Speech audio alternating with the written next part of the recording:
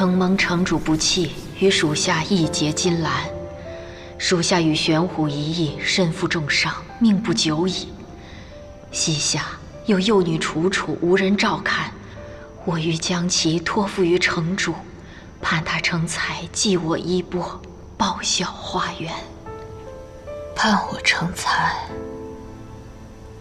继承衣钵，报效花园。原来我生来就无法做城主，那为何又要给我希望？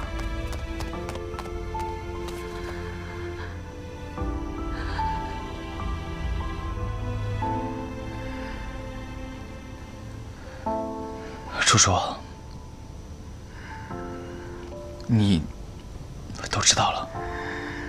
你也早知道了吧？陈芊芊也知道吧？你们都知道，却偏偏不告诉我，让我白白做了一场大梦。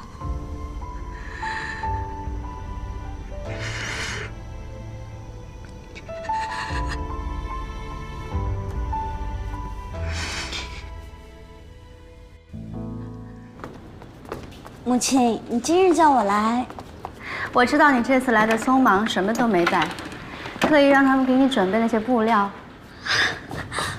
哇，还有一些首饰，喜欢吗？哇，喜欢。你要是喜欢啊，这些都是你的。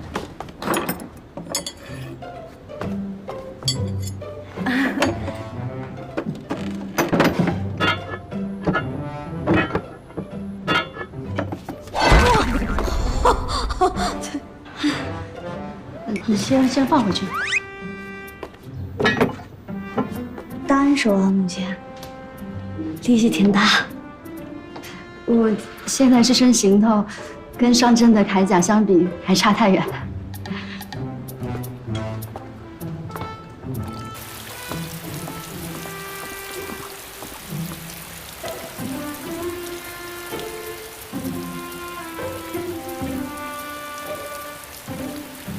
母亲，我听韩硕说，您父亲生前也是玄武城的司军，看来你是继承了老司军的衣钵。那你出家前也是司军吗？那时候还年幼无知，当年正值我父亲病重，又战事告急，我只好女扮男装，混进军队，替父出征。敢问母亲姓氏？我姓花。花啊，更像我熟知的那故事。就是那次出征，我结识了你的父亲。那时候他还是滇军少军，我与他切磋时，把他单挑下马，打了他足足半个时辰。哎，那母亲为何现在不去当司军了？我毕竟是城主夫人。人前要做你父亲举止得体的妻子，这时间一长啊，假的也变成真的了。那你不后悔吗？我喜欢兵法，喜欢带兵打仗，但是我更爱你的父亲。我还生育了韩硕，我把我的学识、见闻、武艺都交给他。为了他们，我放弃这些，没有后悔。可是现在韩硕已经长大了，成人了，你就没有想过再次带兵吗？以前不敢想，毕竟女人想要家庭的同时，还想要事业是很难的一件事情。这两者如何兼顾，我不擅长。不会啊，在花园城，女人赚钱养家，当家做主，男人操持家务，这也是很和谐的。为什么花园城可以，玄虎城就不行啊？可花园男子与我玄虎女子一般，也不能随心做自己想做的事。我创造花园，女尊男卑，本想是让女人扬眉吐气一番，却从未考虑过花园男子的境遇，这不还是一样不公平吗？看来我的剧本确实有些问题。男子在外养家，不好让他们操持家务。那我想问母亲，何为家庭？夫妇一体，乃为家。两个人在一起的才是家庭，维系家庭的不应该是其中一个人的责任，对吗？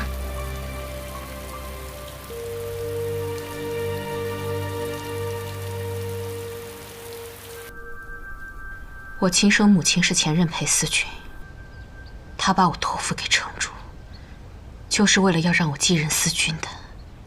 所以，我从小到大学文习武，没有经历卓考，就被点名暂代思君一职。思君之位本来就是我的，可现在，思君是裴公子。所以，我要先拿回原本属于我的东西。我为什么要走别人给我安排好的路？陈芊芊走了，他们便想让我当少城主，我偏不。裴思君，半月之后，我们将有一批新的巫石矿送往玄虎城。如今两城关系紧张，我们是否要多派些人手去护送？不必了，我们是去做生意，不是打仗。派一小队人马，防备山贼即可，尽量避免与玄虎城发生冲突。冲突是你想躲就能躲得过的吗？你们以为与玄虎城还能和以前一样和平共处吗？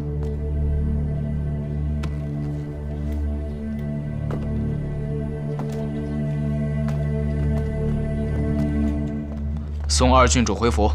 我不是二郡主，我是裴思君。二郡主，如果你想夺回思君之位，也应该是陈思君，为何会是裴思君？若我是已故裴思君的女儿呢？郡主，您说这话可有证据？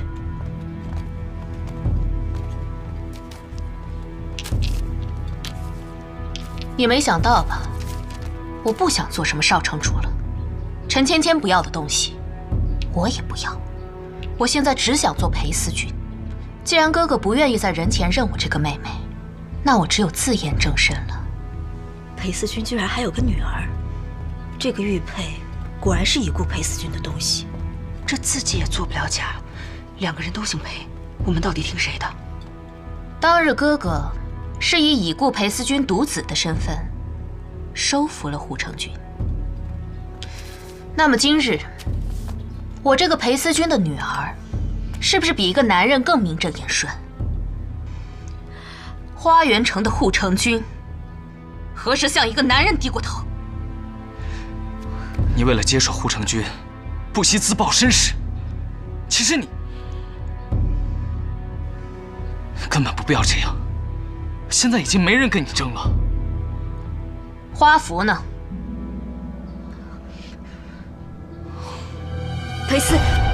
裴公子得罪了。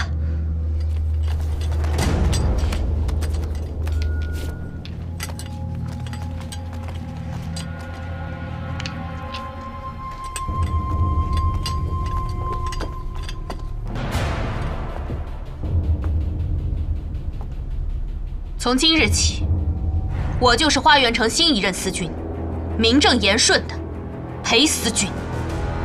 拜见裴思君。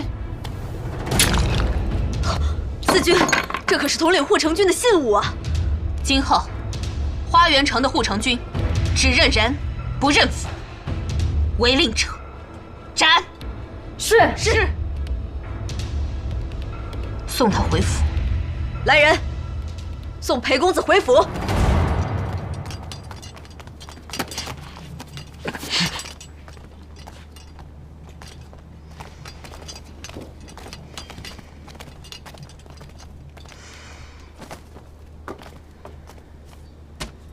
半个月后的这批巫石矿，暂且扣住。思君，这是我们早已和玄虎城谈好的，他们定金都已经付了。如果我们现在反悔，岂不是自毁信誉？他玄虎城收留了花园城的叛城郡主，我扣他一批矿算什么？叛城郡主，难道是少城主？他还活着？给玄虎城送去消息，要矿可以，把陈芊芊给我送回来，否则从今以后，他玄虎城的韩家，休想从我手中拿走一块巫石矿，千金万金也不卖。思君，若是玄虎城不同意，我们挖出来这些矿就这么放着，咱们花园城也用不上啊。我自有安排。另外，城主府的护卫我信不过，去换我们的人。是。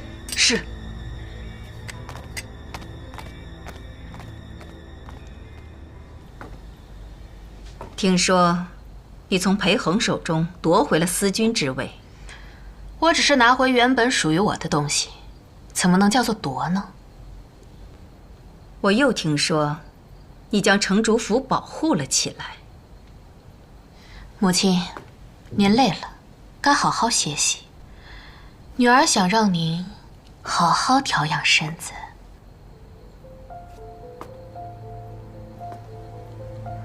可整个花园城都知道你不是我的女儿，你还怎么继任城主之位？母亲放心，我只做司君就好。女儿已经想通了，只要权力捏在手里，做不做城主又有何区别？我有我亲生母亲留下的护城军，我为何要与别人抢一个城主的名头？您看，我现在坐镇军中，花园城的巫石矿，我想怎么用就怎么用，您不也拿我没办法吗？我就是怕你变成今天这个样子，所以才不想把你的身世告诉我。您还不如早些告诉我真相，我心里还能好受一些。看来是我错了。当年，我只是想让你过得开心一点。从小到大，在您面前，我一直都输给陈芊芊。这一次，我一定要向您证明，我比她强。你一定要我白发人送黑发人吗？您放心，我不会再杀他。但他也别想躲起来和韩硕长相厮守。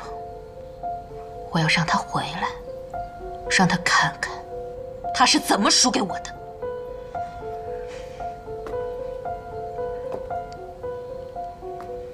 在你看来，我在你眼里就没有半分母女情谊了吗？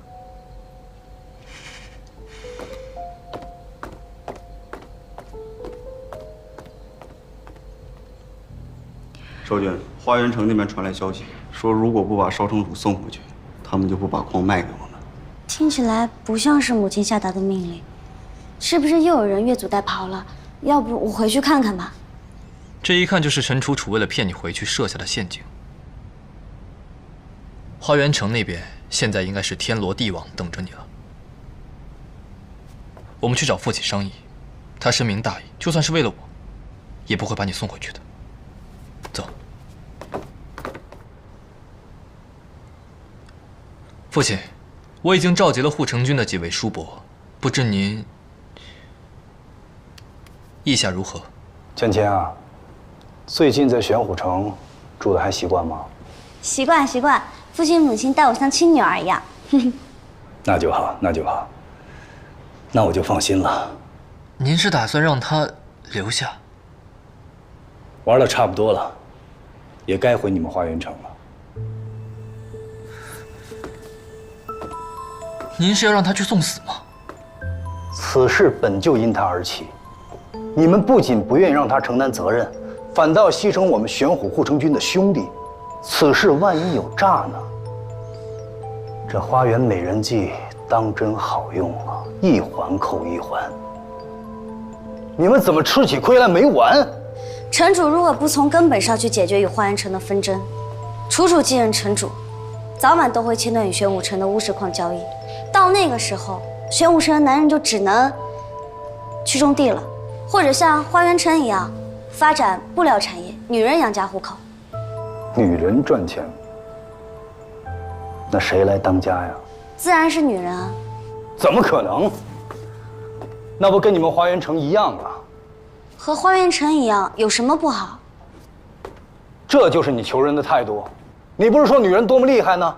为什么不去求女人，还不是在这里求自己的夫君，让硕儿再来求我？我要是求女人，你也得放权给女人啊。放权？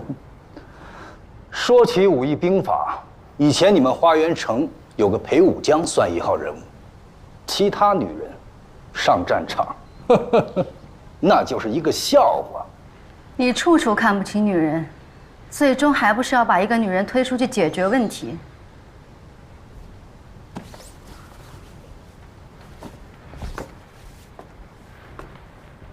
谁说玄虎城没有女人带兵打仗？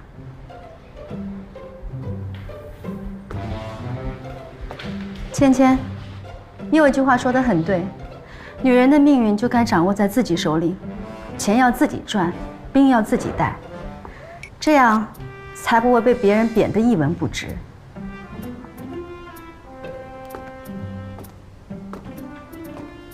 李思君，当年我父亲临终前将玄符托付于你，如今我想要回玄虎护城军，你可愿交还？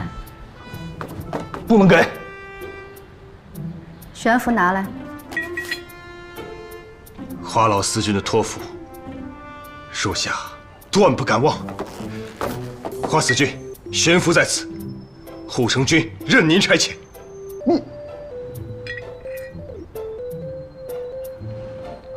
起来吧。终于等到您重回军营了。想当年您鲜衣怒马，那仪态那气魄，就是可惜嫁人太早了。夫人，你真的要出征花园城吗？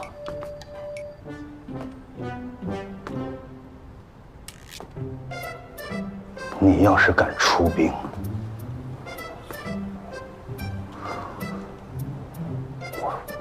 我就休了你。笑话！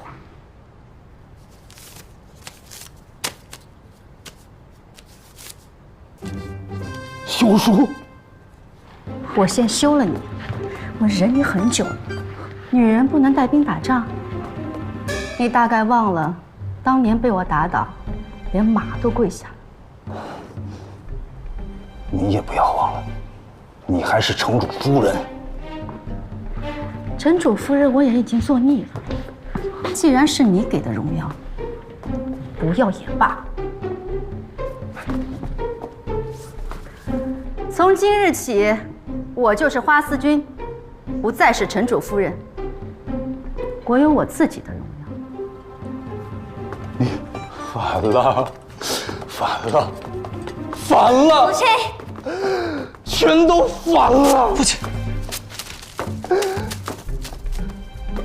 硕儿，为何父亲没有心机，还会心痛至此？啊！我这儿媳妇娶的，我妻离子散，家破人亡啊！这花园城的女人，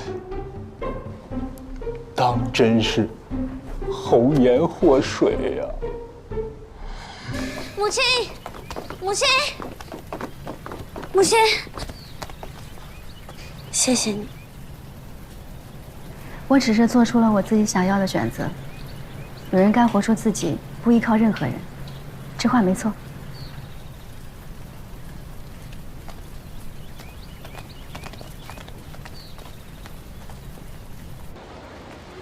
当日你给了我一块金牌，今日我可是100倍偿还了啊！给你们当盘缠，够不够义气？你怎么知道我要回花园啊？哎呀，城主夫人出去打仗，这贵妇圈里早就传开了。那城主夫人跟城主要和离的事儿，哎，要不然说你厉害呢？你看来了没几天，就搞得公公婆婆都和离了。我跟你说，现在玄武城的妇人啊，纷纷效仿城主夫人，都要当家做主。这城主知道了，气个半死。怎么了？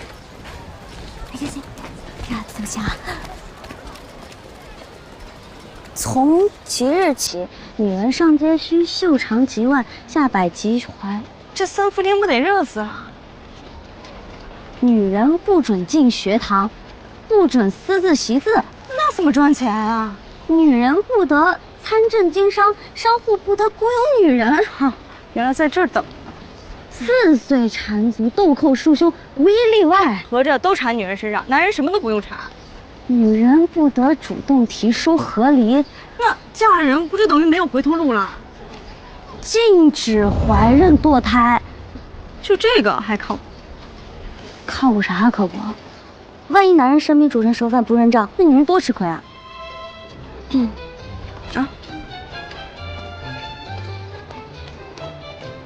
这玄虎城城主怎么回事啊？这样看来还是花园城好，要不然我也回花园城，过回我从前的逍遥日子。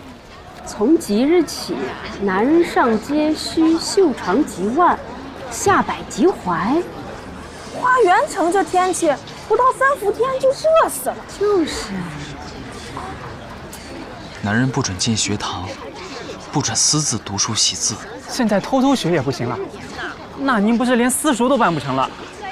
男人不准参政经商，商户不得雇佣男人。那男人只能种田成亲。男人不得主动提出和离。成了亲就等于没有回头路，见一个爱一个的女人太多了。女人可以根据自己的意愿选择是否生下孩子，男人无权干涉。那女人要是不认账怎么办？来，一山不走，给我抓起来！是。干什么？走。你们干什么？放开我！你们凭什么抓我？这是你下的命令。你不是只说要当司军，掌了兵权，怎么还擅自代理政事？下一步是不是就要继任城主了？如果我说是，你待如何？我不能如何，只是城主之前已经准许男人做官，花园城民风已经开化，你怎么能违背他的政令？这到底是母亲的政令，还是陈芊芊的政令？这不过是母亲生病时，陈芊芊代理政务所制定的规矩，这都是错的。我要让花园城恢复到以前的样子。你如今代理政事，不管对错，只管与芊芊对着干。你去街上看一看，不光是男人，女人对此也十分不满。你这是倒行逆施，违背民意。现在花园城的权力都捏在我的手上，我的意愿才是民意。楚楚，我之前任司学时，可不是这般教导你的。哼！可你现在已经不是司学了，我也不是以前的2郡主了，我再也不会受任何人摆布。事实会证明，芊芊才是对的。不许在我面前提陈芊芊！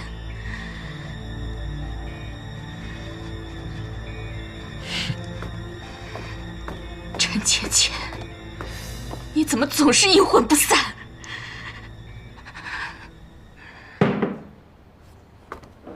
欧兄，你还是吃一些吧，近几日你都消瘦了。哼！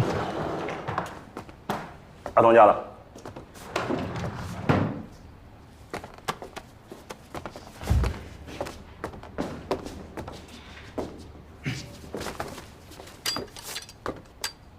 之前装这么好心，现在终于忍不住要杀我了。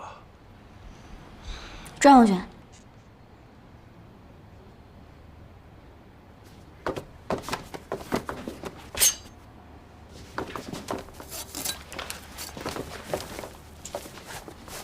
走吧。你要放我走？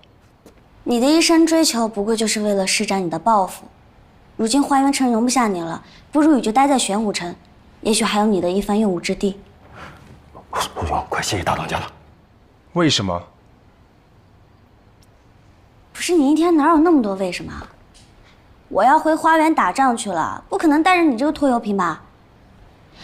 你可别告诉我说你要回花园城啊！现在花园可容不下男人。为何这样说？花园怎么了？二郡主发生了什么事？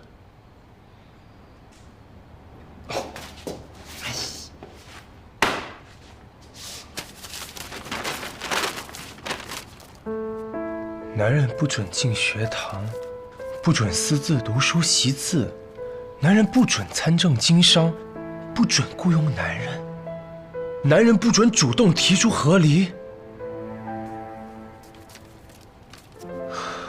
这不是二郡主的主意。信边有你吧？是不是也不准男人领兵？这都是你才能干出来的事。如今，二郡主怎么会变成这样？我？哎，你怎么喜欢什么事儿都往我身上推啊？当年我男扮女装考副将，你将我揪出来毒打，险些废掉。如今，你充什么好人？你为何不直接杀了我？所以是陈楚楚把你从陈芊芊手上救走，怪不得你一直针对我。行吧，破案了。其实想解你的心结也不难。这样，你同我一起回花园，在路上你看看我是怎么对子睿跟梦过的，便知道现在的我还是不是当初的我。人都有年少无知的时候嘛，你就当我当初不懂事儿，伤害了你，以前欠你的，现在还。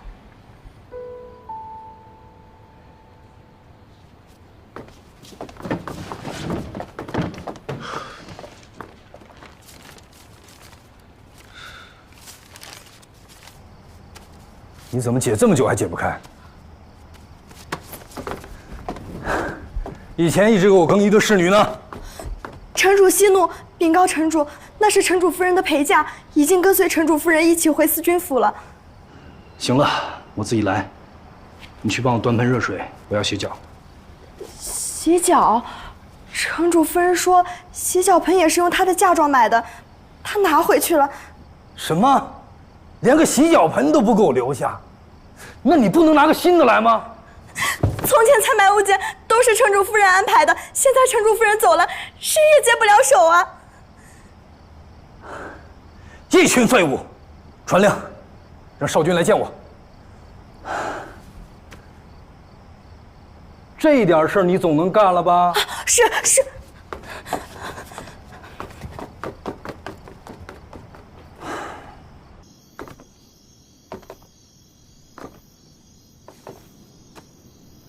你看那个陈芊芊惹出多大的祸，竟让你母亲做出这种荒唐的事。现在全玄虎城的女人都跟着反了。我现在终于知道陈芊芊为什么是三公主了。郡主倾城，公主倾国，两座城都装不下她。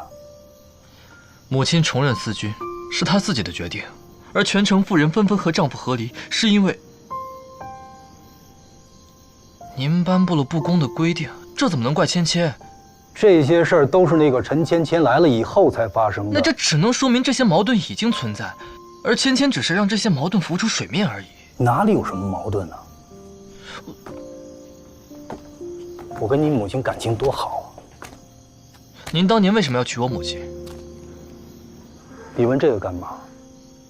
您不会已经忘记了吧？当然没有。当年我跟你母亲在军营相识，我们切磋武艺，她把我按在地上打。那时候我心里记恨，想着回到玄虎城，我一定要扳回一城。哎，谁知道我回到玄虎城之后，竟发现她是女儿身，不仅人漂亮，武艺高，还会打马球。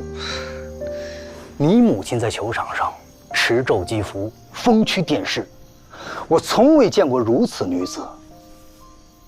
俊呐，那和小芊倒是颇为相似啊。哎，你的小芊可比不上。当年你母亲眼睛里是有星星的，一闪一闪的。那这跟小芊真是一模一样。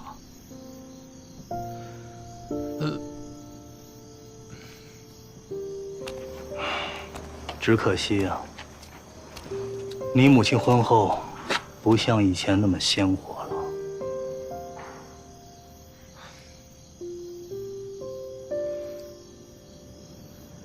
我听传言说，自从您娶了母亲之后，为了讨她欢心，便在园中种下了这些木兰花。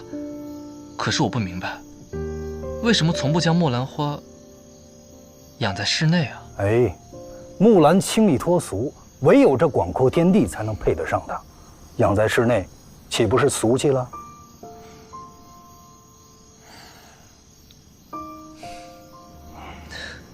您既然倾心的是那个骑着战马不可一世的女人，那为什么要求她在家相夫教子、贤良淑德，变成您不喜欢的人呢？母亲是为了您，所以才失去了往日的光芒。而您呢？您为她做了什么？您知道她真正想要什么，想成为什么样子吗？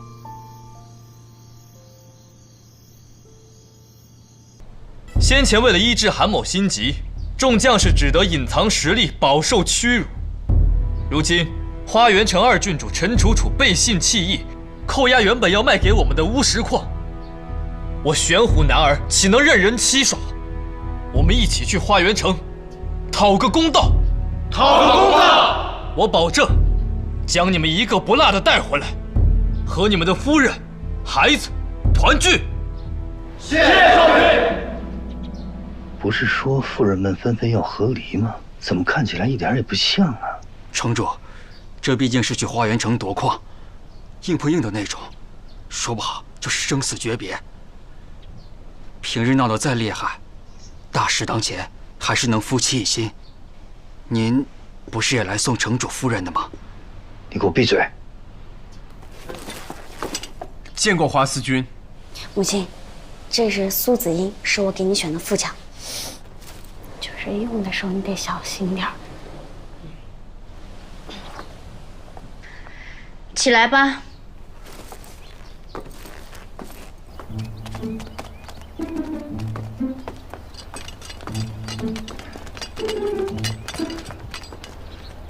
岂有此理！城主切勿动怒，一个城邦没有城主夫人不是什么大事，离开他照样赚，但不能没有城主。您才是一城之主，可千万要保重身体啊！你给我闭嘴！收拾行囊，我要随行。是。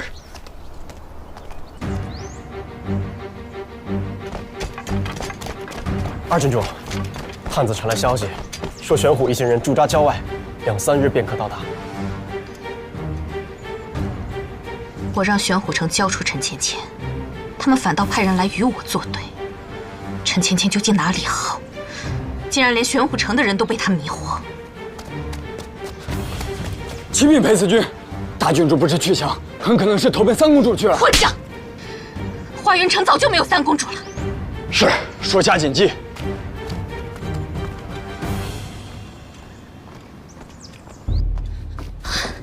张姐，张姐，你没事吧？楚楚有没有为难你啊？芊芊，你放心，她还没来得及对我怎么样，我们3人就从我府上的密道逃了出来。密道？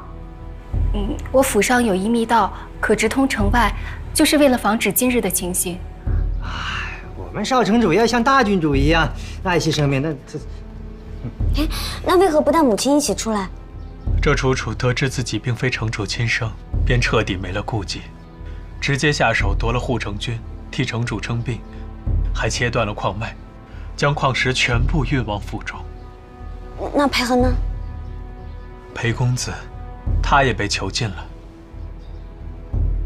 楚楚这是一步错步步错。张姐，你放心，这次我从玄虎城接了一些人马回来，一定能够救出母亲跟裴恒的。可是你就带了这么些人过来，我们玄虎能出人出力就不错了。一个小丫头还挑三拣四的，长他人志气，灭自己威风。父亲，你也来了。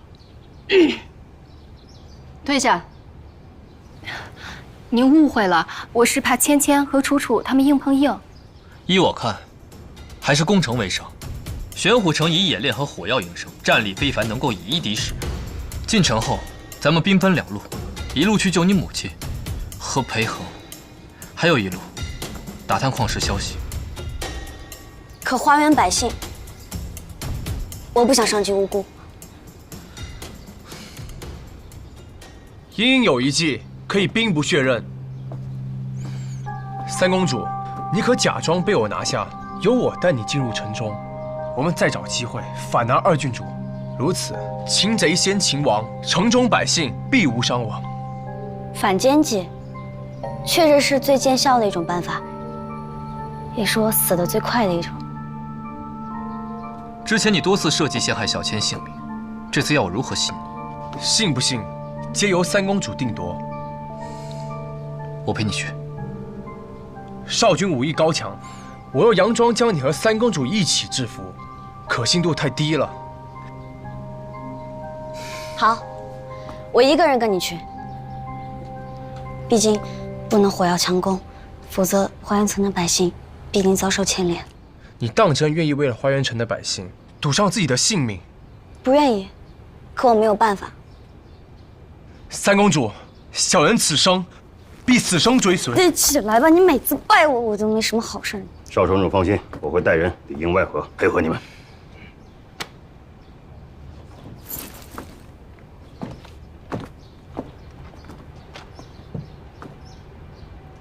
我们夫妻二人去救你母亲。一路平安。开城门！快开城门！驾！站住！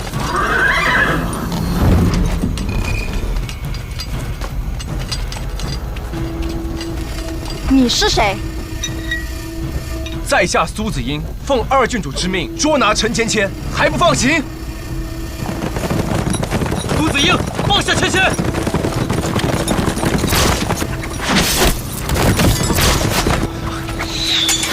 走！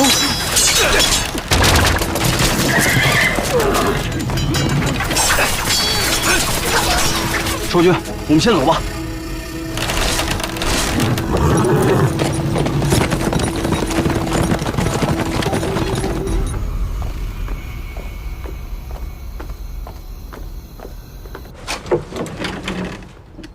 大郡主这密道真隐蔽啊！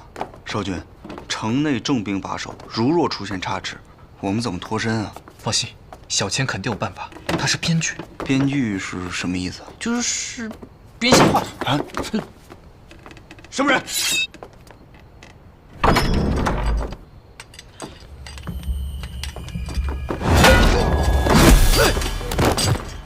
分头行动。好，走。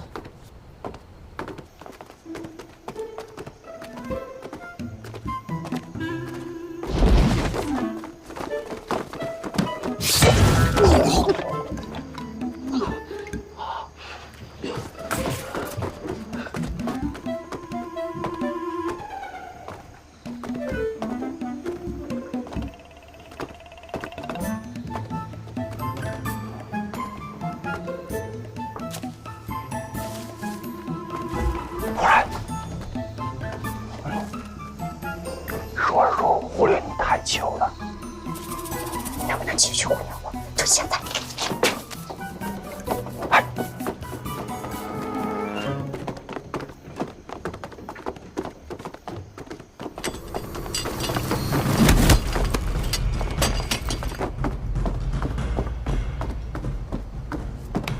启禀二郡主，人已带到。带进来吧。是。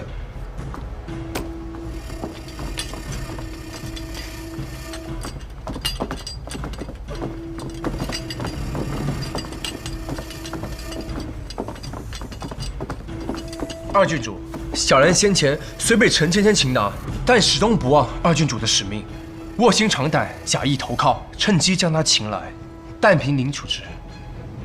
很好，都先关起来。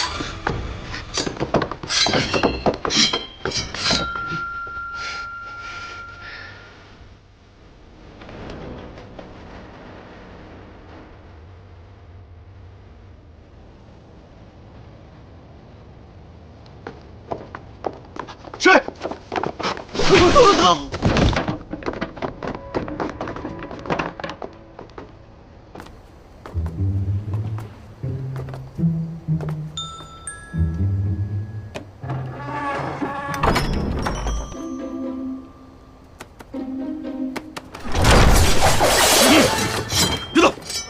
成事不足败事有余的废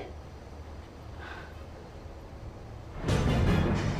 好一个恩将仇报！你忘了当年我是怎么救的你？二郡主的恩情，小人没齿难忘。小人也曾以为二郡主您善解人意，三公主恶贯满盈。可如今，小人不是这样想的。这一路走来，您的所作所为，让我想起了当日的陈芊芊。哎，你打归打，你别骂人行不行？陈如楚，回头是岸，现在还来得及。你现在自身难保，还有功夫来劝我？可笑！你们以为我会坐以待毙吗？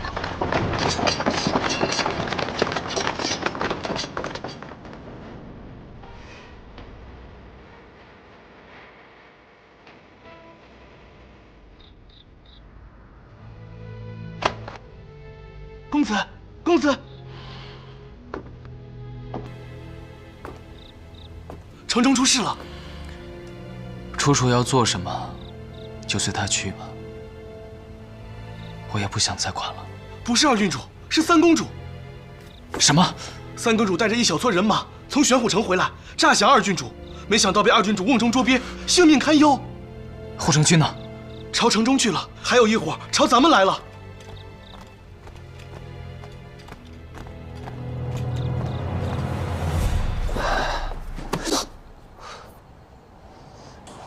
咱们不就是来找花园城主的下落吗？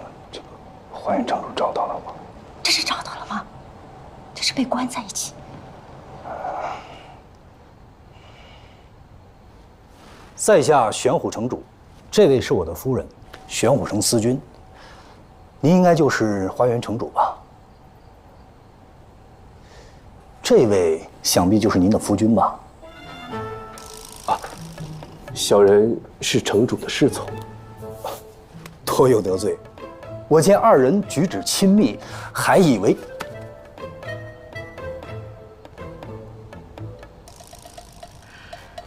你们玄虎城不是以男子为尊，女人不能当官吗？为什么你的夫人是司君啊？事发突然，我也是临危受命。啊，我见夫人英姿飒爽，做事颇有一家之主风范，想必平日也是你当家吧？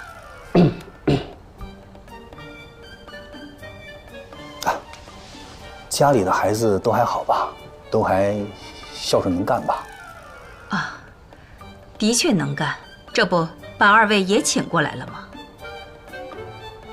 哎，孝顺嘛，倒也孝顺。怕我年纪大了出意外，这不还派了重兵把守。是不是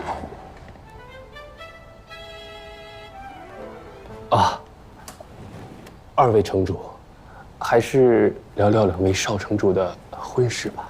哎，这个可以聊。等这次忙完了，芊芊跟我们回玄虎，再给他们办次婚礼。新的府邸我都想好在哪儿了。哎，不对，韩叔已经入赘我们花园，那将来得住在我们花园城。怎么能是入赘呢？之前已经说好了，韩叔入赘我们花园，以换取乌石矿的开采权，以修2城之好。后来也没有给我们矿啊，自然不能算是入赘。以后生了孩子也要姓韩。不行，还是姓陈。不行，我们家可是有城主之位要继承的。哎，巧了，我家也有。那这样，男孩姓韩，女孩姓陈。城主，这倒是个好办法。那你们得承诺，疼爱孙女要像疼爱孙子一样。只要你能像疼爱孙女一样疼爱我孙子，嗨，这好办，都姓陈，我一样疼爱。哼，这话说的，都随我姓，我也都疼。都是一家人，就别吵了。咱们扔骰子决定吧。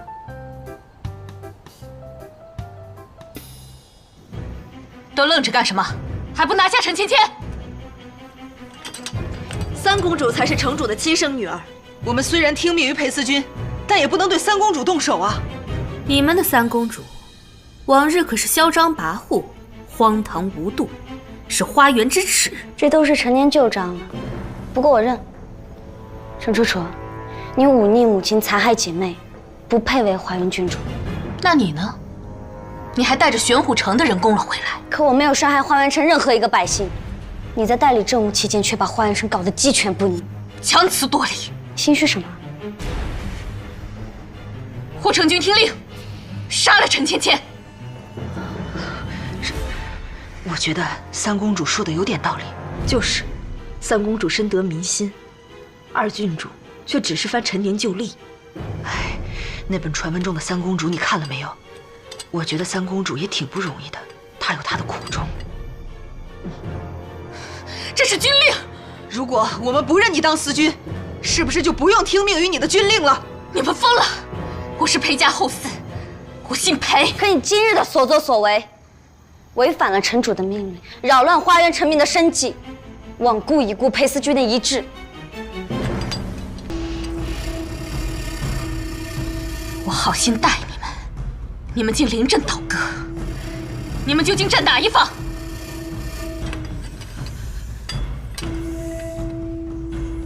都给我围起来！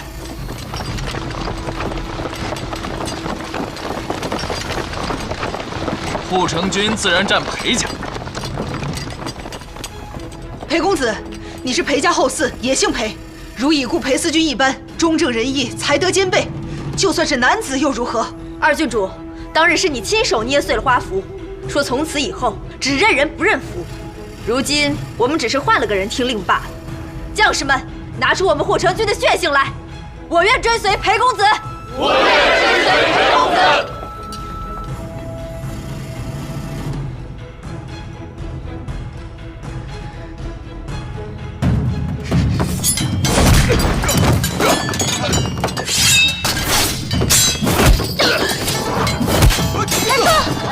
芊芊等去！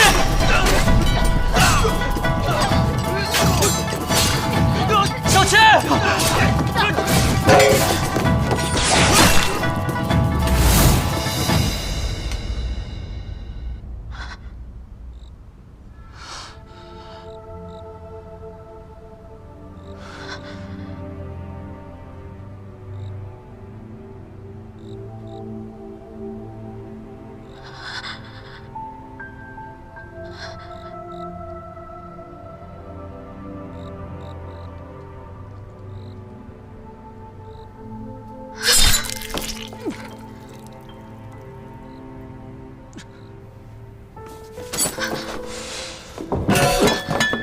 快叫大夫！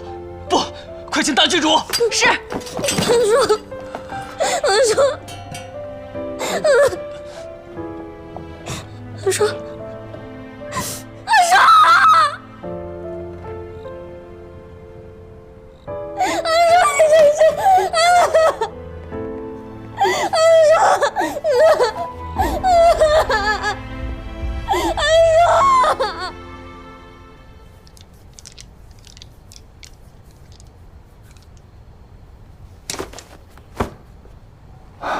5局3胜，都扔了8遍了。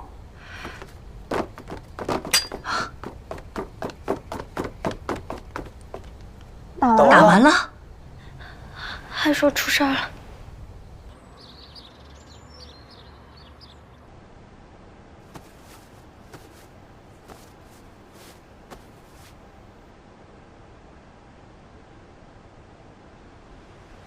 伤口已经处理好了，剑稍稍错开，没有正中心脏。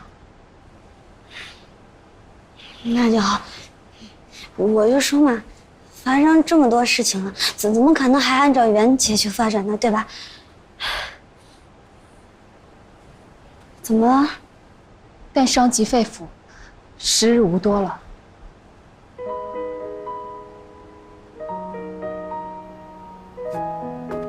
不可能！原意再看看他，求求你，拜托你看看小青。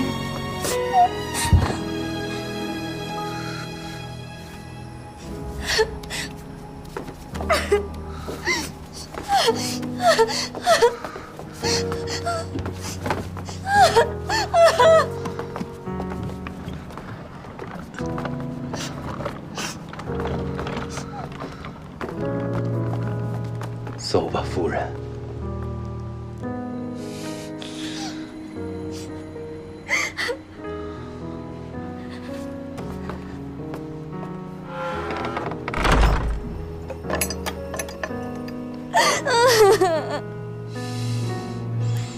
不该把你先死的，都怪我。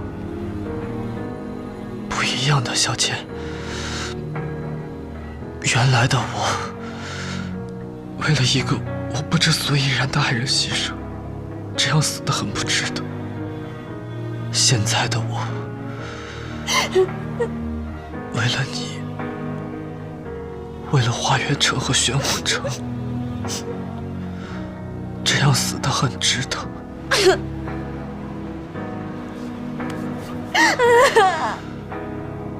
不是你写的结局，是我身为韩叔自己的决定。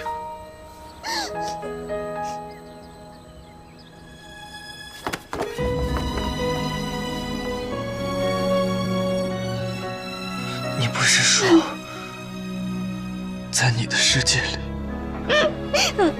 有人不懂你为什么写这个故事？男主角为什么会喜欢女主角？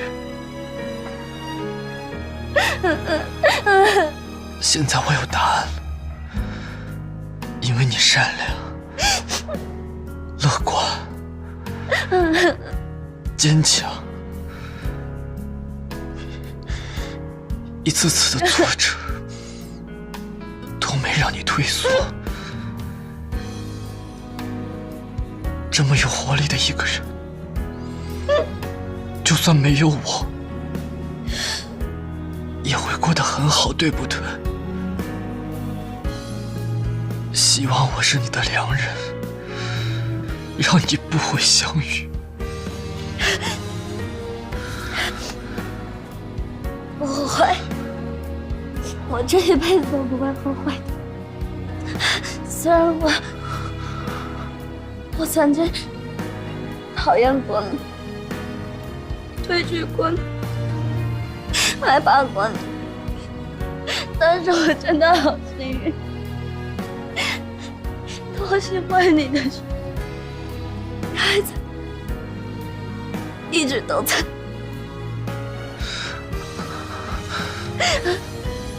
这就是最好的结局了。把这个故事结束吧，让我亲眼看着你登上城主之位。我要你走。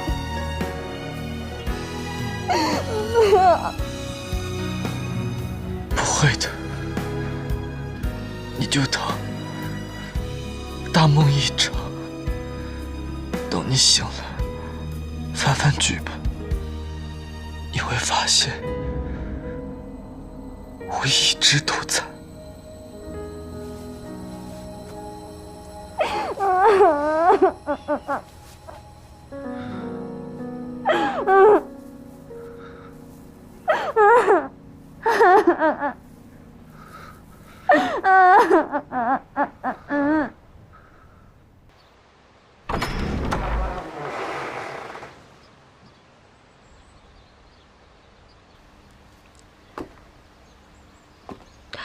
对不起，我知道是因为我。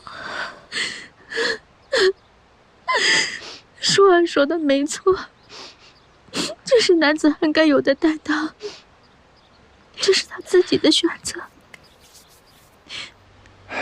夫人，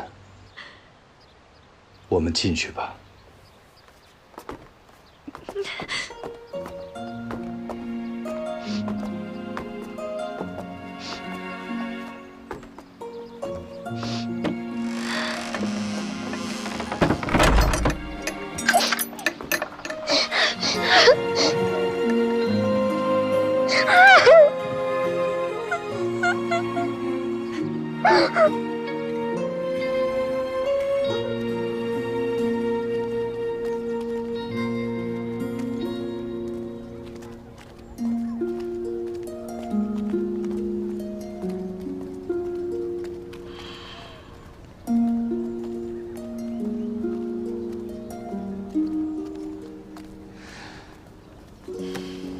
事无长景，只争朝夕。好好珍惜韩少君还在你身边的日子。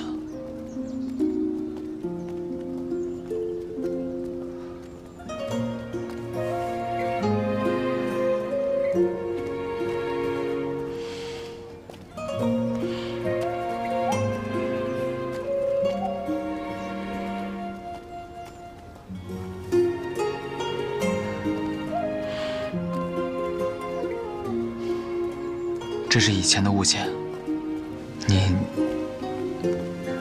留好吧。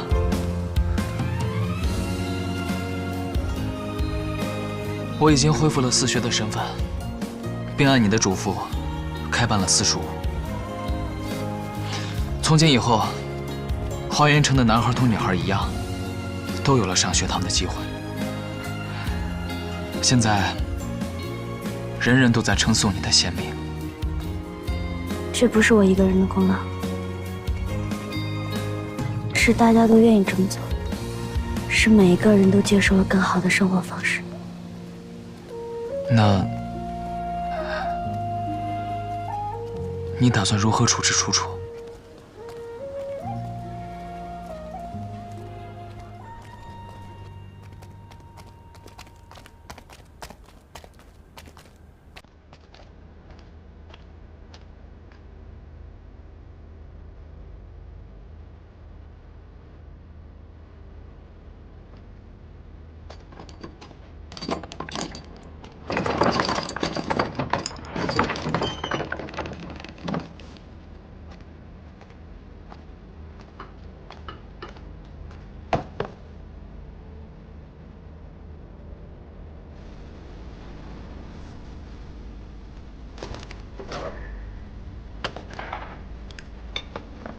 他怎么样了？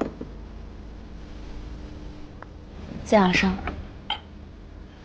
我刺向你的时候，剑偏了3寸，不会伤及要害，却没想到韩硕会上前替你挡剑。你现在应该很高兴吧？母亲独宠你，姐妹亲近你。韩硕喜欢你，百姓爱戴你，什么都是你的，而我却成了天下人耻笑的对象。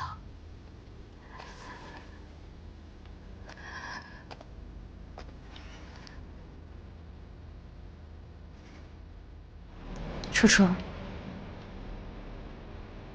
你变成现在这个样子，我也有责任。如果一开始我就死了，韩硕自然会与你联姻，你们很快就会走到一起。你会成为母亲的情感寄托，得到她的疼爱。苏子英、孟过也会投靠你，全城的百姓都会爱戴你这位未来的城主，一切都会是你的。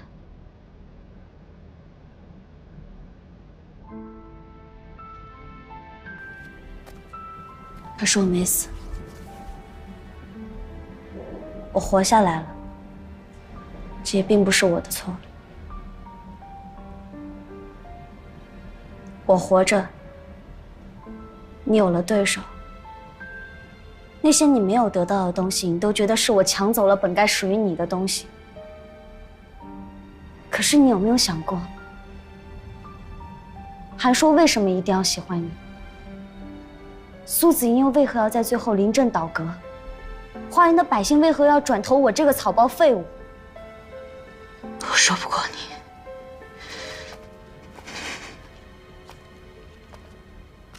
先生在写话本的时候，都喜欢给自己的角色安排各种机缘巧遇。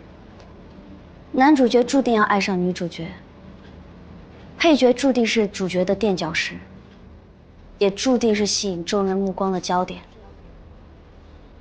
原本，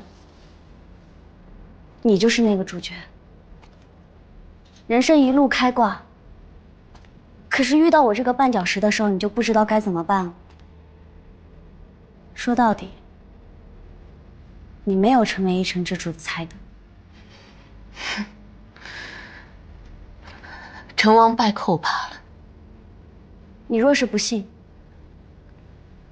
我证明给你看。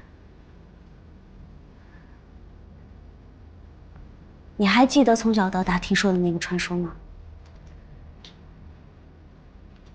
我们花园城第一位城主历城大典上，走过金人花路的时候，出现了日月同辉、天门大开的异象，百姓们纷纷投靠，认为这就是明君。从那个时候开始，人们就认定，只要是贤明的城主继任，就一定会出现异象。这也是你的理想吧？你也想看看，自己能不能够引来日月同辉的异象？我没有。你有。你日夜勤勉，习文练武。你坚信自己是那个能够引来祥瑞之兆的贤明之主。我给你这个机会，我去求母亲，举办继任大典。那条当上城主的路，你也去走一走。你看看有没有日月同辉、天门大开的异象？我觉得没有。那如果出现了呢？母亲呢？她会同意我走那条路吗？你、圆圆、芊芊，你们3姐妹都去走一下那条路。谁走的时候，若出现了祥瑞异象，我就会把城主之位传给他。公平吧？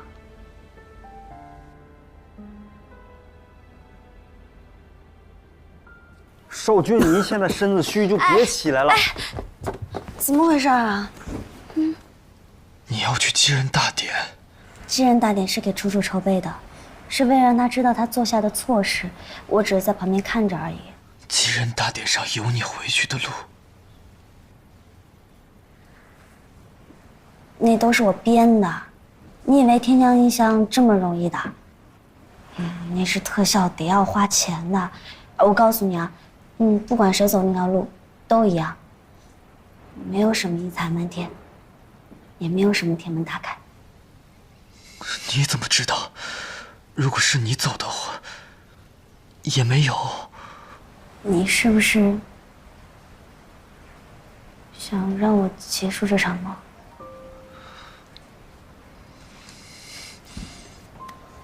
我跟你说过的，我哪儿也不会去，就陪着你。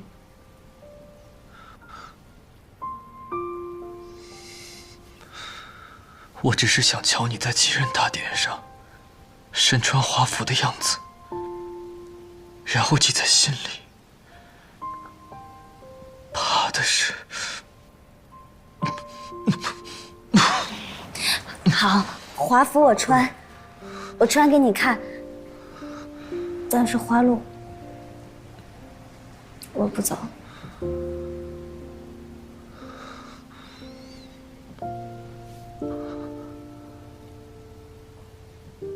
我等你，快去吧。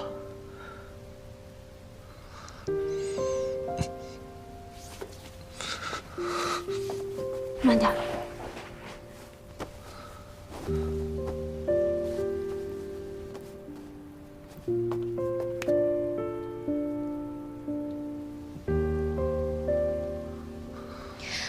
白姐，你照顾好少君。是。等我回来。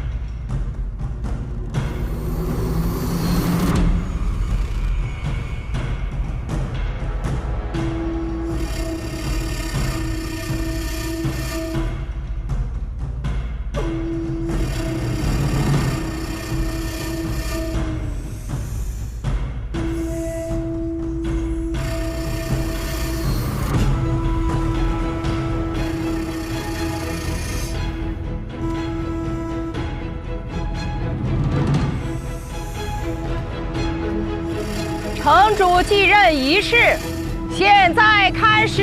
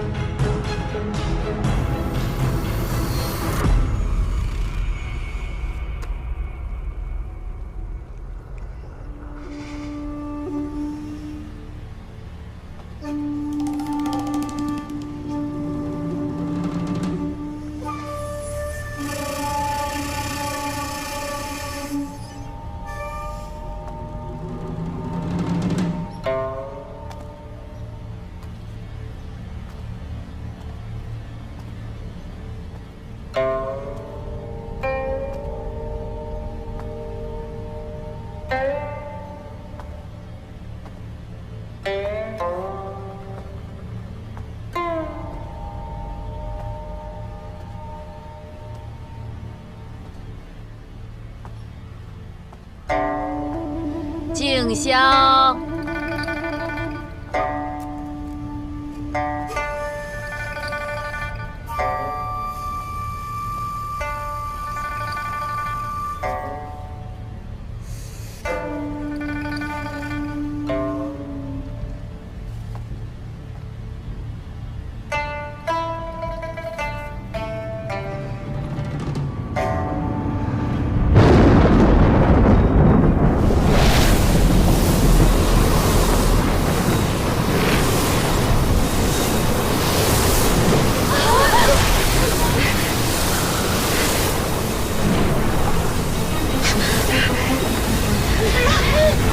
小心！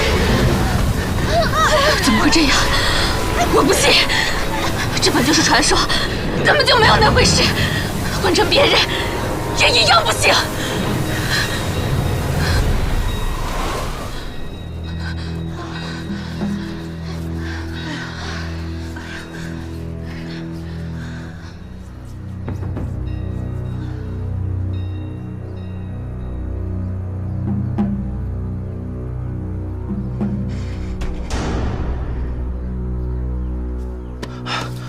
大郡主当心，我走。我陪你。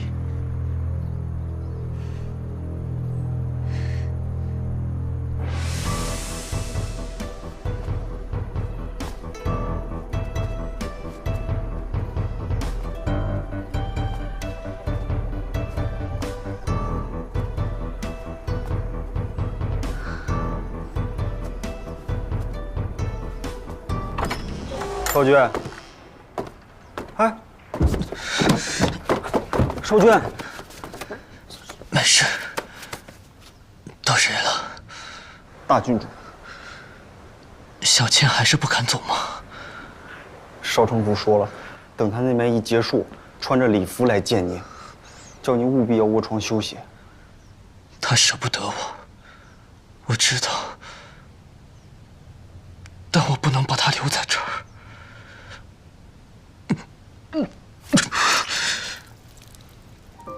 少君，你怎么吐血了？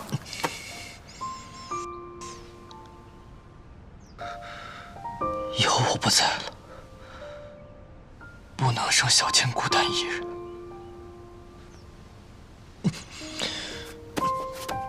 扶我起来。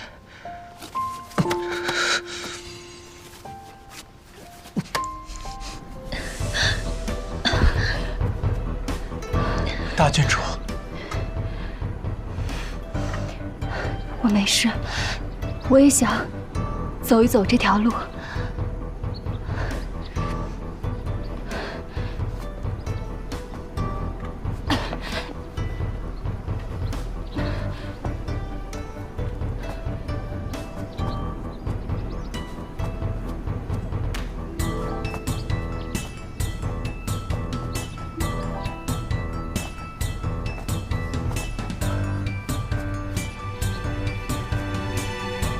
敬香。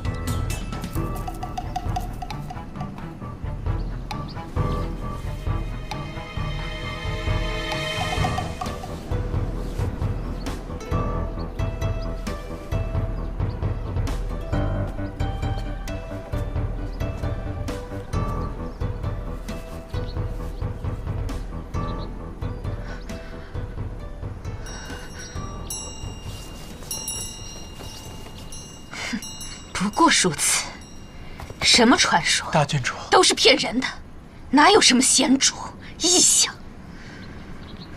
我做到了。从小到大，人人都说我不行，可是你看，我是能走完这条路的。大概是因为有你吧。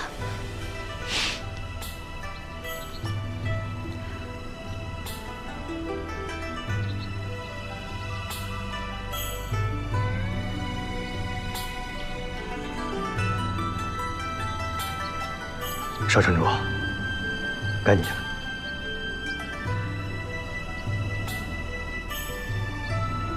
城主继任仪式现在开始。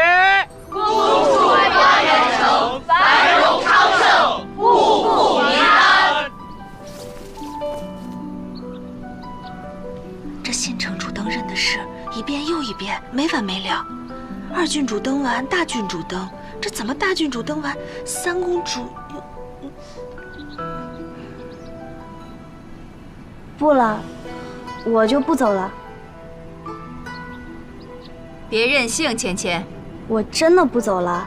那万一要是天门大开怎么办？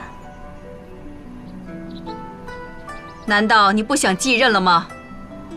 我当不当城主，跟走不走花路有没有意向都没有关系。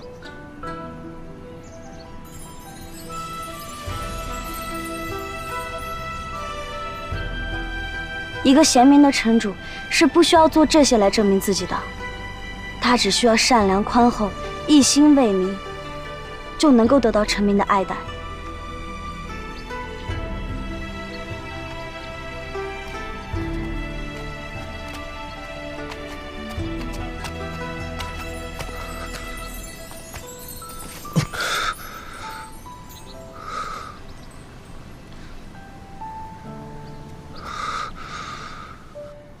上来，芊芊，上来。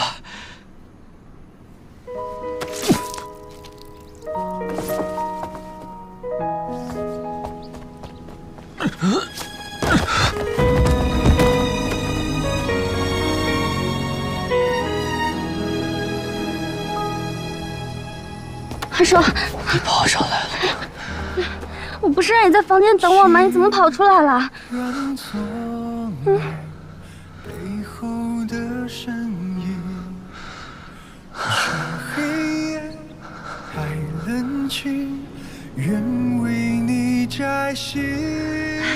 是祥云。哎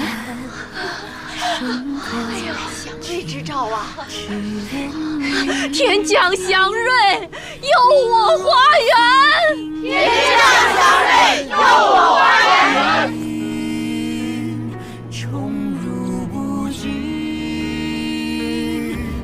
不可能！难道真的是他对了？是我错了。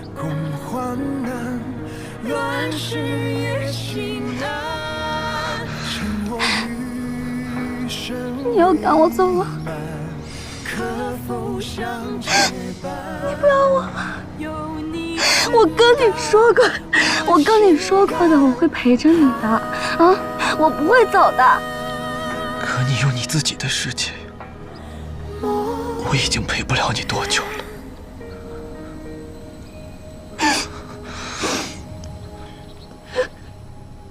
这样也挺好的，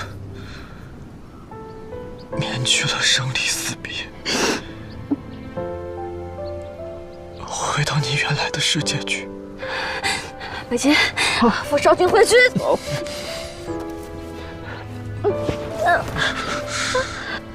芊芊，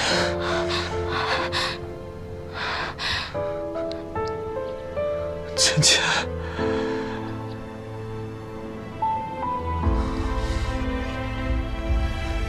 芊芊，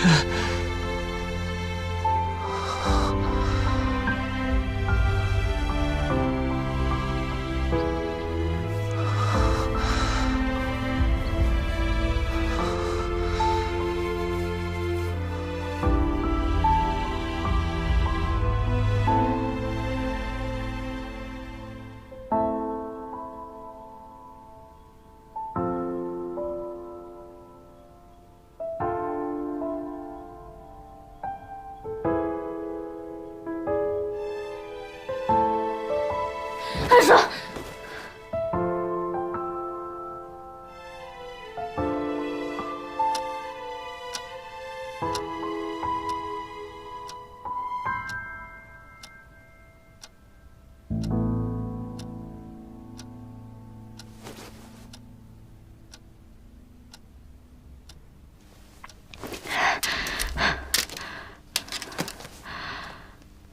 花园城二郡主陈楚楚历经磨难，终于登上城主之位，陈楚楚在七人大殿上，天降祥瑞，日月同辉，天门大开，异彩满天。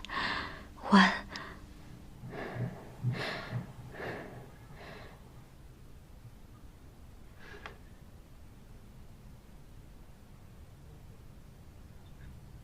难道我真的只是做了一场梦？我醒了。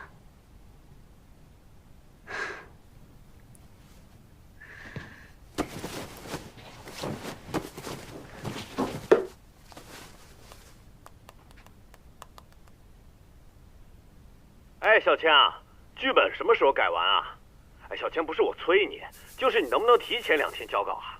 韩影帝那儿还等着看呢。哎，我跟你说啊，他提的意见你可得参考落实。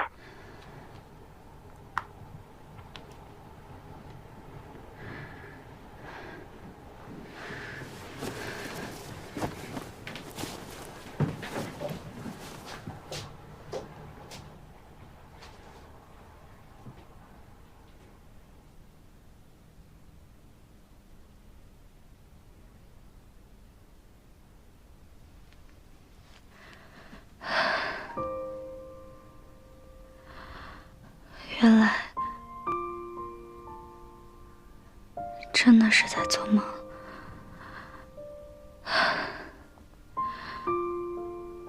那韩说不存在吗？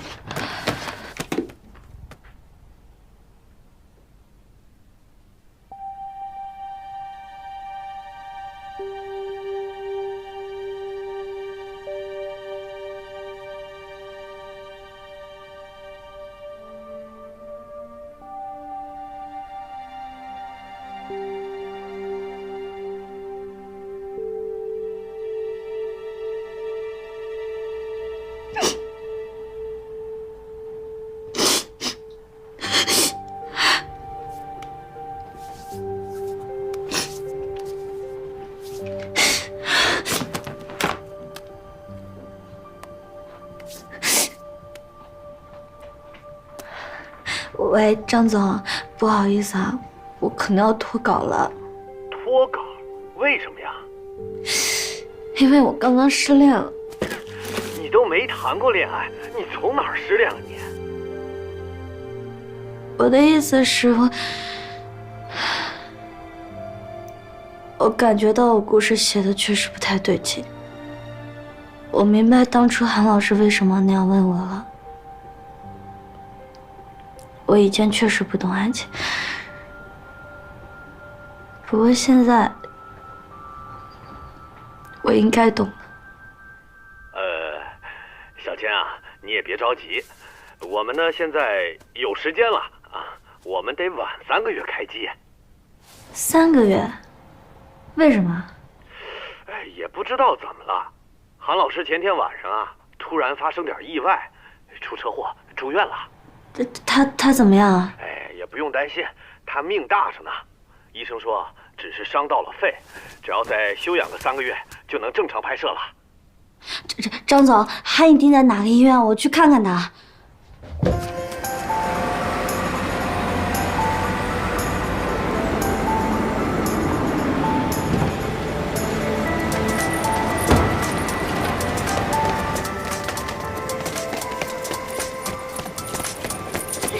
你好，这样路怎么走啊？谢谢。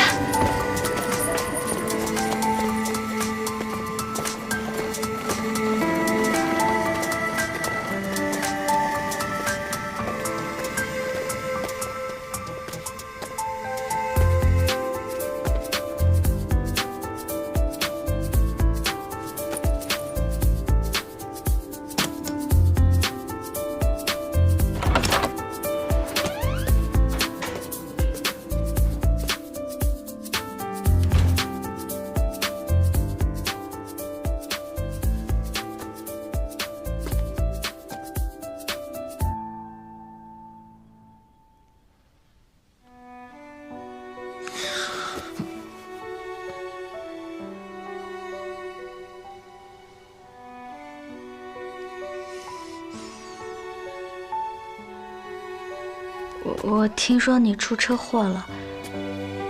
啊，没什么大碍了。不得不感叹，现代医疗技术就是好啊。这要是搁古代，肯定就没救了。那你还记得车祸是怎么发生的吗？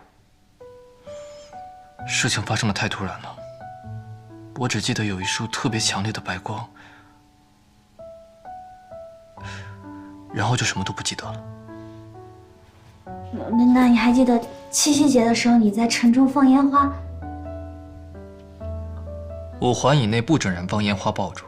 我不是说现在。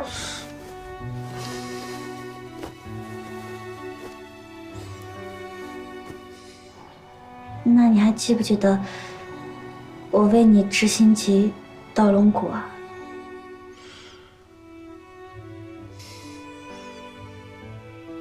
第一，我是被车撞了，没有你说的什么心急。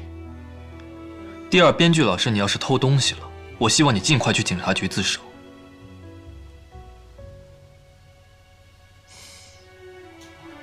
不是韩硕。韩硕。哦，楚楚。陈芊芊。橙子同学，我都这样了，你还在跟我对剧本吗？会不会入戏太深了呀？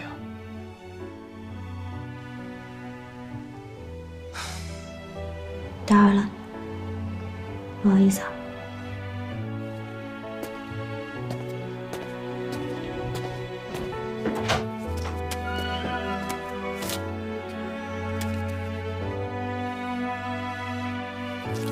楚楚，陈芊芊，橙子同学，我都这样了，你还在跟我对剧本吗？会不会入戏太深了呀？橙子，我交稿那本没有橙，他就是韩硕。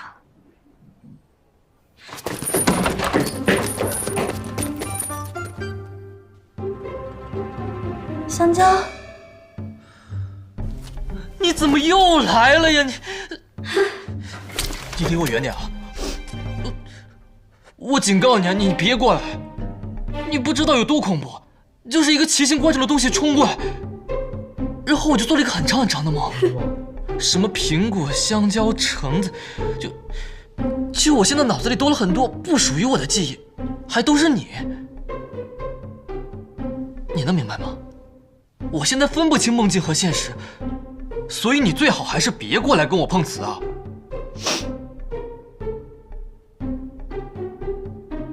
太虎了。虎吗？虎。橙子。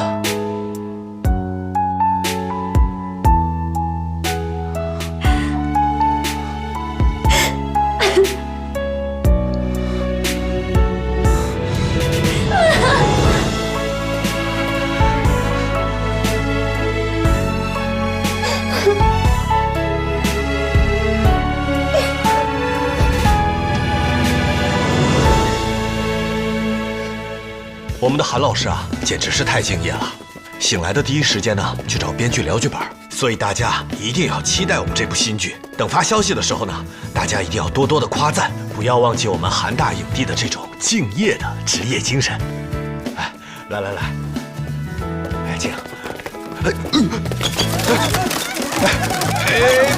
别急啊！两位老师简直是太敬业了，哎，这是深入探讨剧情啊。好了，别拍了，哎，大家别拍了啊！那今天呢，我们的采访就到此结束了啊。